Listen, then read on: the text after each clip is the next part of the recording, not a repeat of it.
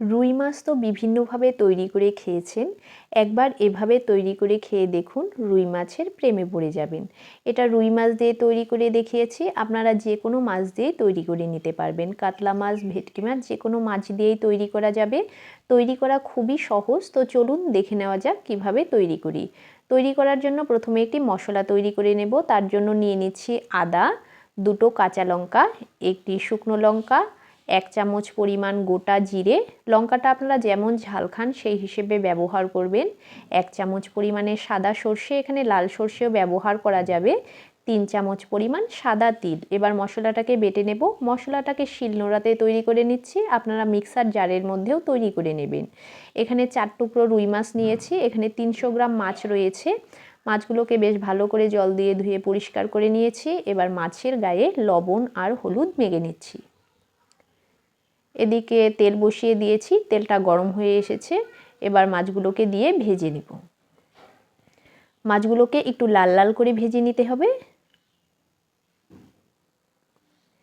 এক সাইড হয়ে যাওয়ার পর উল্টে অপর সাইডও ভেজে নেব।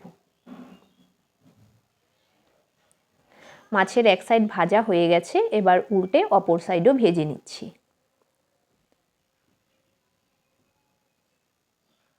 একইভাবে মাছগুলোকে অপর সাইডও লাল লাল করে একটু ভেজে নেব। মাছগুলো ভাজা হয়ে গেছে, এবার তেল থেকে নামিয়ে নেব। যে তেল বেঁচেছিল সেই তেলের মধ্যেই 3টি পেঁয়াজ কুচিয়ে নিয়েছি, সেই পেঁয়াজ কুচি দিয়ে দিলাম। এবার পেঁয়াজগুলোকে একটু ভেজে নিতে হবে, খুব বেশি ভাজার প্রয়োজন নেই, হালকা একটু লালচে করে ভেজে নিলেই হবে। দেখুন পেঁয়াজগুলো হালকা লাল লাল হয়ে এসেছে। এবার যে মশলাটা বেটে নিয়েছিলাম সেই মশলাটা দিয়ে দিলাম, আর এর মধ্যে দিয়ে দেব 1/2 চামচ পরিমাণ হলুদ গুঁড়ো আর স্বাদ অনুসারে লবণ। যে প্লেটের মধ্যে মশলা রেখেছিলাম সেই প্লেটটা একটু ধুয়ে জল দিয়ে দেব। গ্যাসের ফ্লেমটাকে মিডিয়াম করে দিয়ে এবার মশলাটাকে কষিয়ে নিতে হবে। যতক্ষণ না পর্যন্ত মশলা থেকে যে তেল ছেড়ে দিচ্ছে ততক্ষণ পর্যন্ত মশলাটাকে একটু ভালো করে কষিয়ে নিচ্ছি। দেখুন মশলার চারধারে তেল ভেসে উঠেছে, মশলাটা কিন্তু বেশ ভালোভাবে কষানো হয়ে গেছে। এবার এর মধ্যে দিয়ে দেব ঝোল। ঝোল দিয়ে নেওয়ার পর মশলার সঙ্গে বেশ ভালো করে একটু মিশিয়ে দিচ্ছি।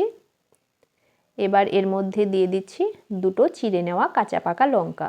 আবারও বেশ ভালো করে সব কিছুকে মিশিয়ে দেব। এবার ঝোলটাকে বেশ ভালো করে ফুটিয়ে নিতে হবে।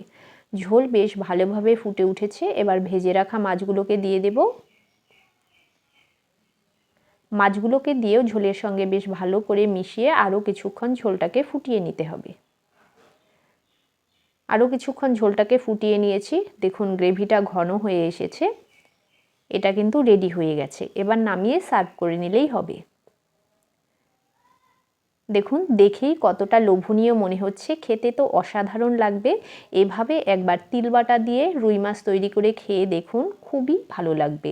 আর যদি রেসিপিটি ভালো লেগে থাকে তবে একটি লাইক করে দেবেন, কমেন্ট করে জানাবেন কেমন হলো, আর অবশ্যই এভাবে তৈরি করে খান। আর যদি আমার চ্যানেলে নতুন বন্ধু হয়ে থাকেন তবে প্লিজ সাবস্ক্রাইব করে নেবেন। তবে আজকে এখানেই শেষ করছি, ধন্যবাদ।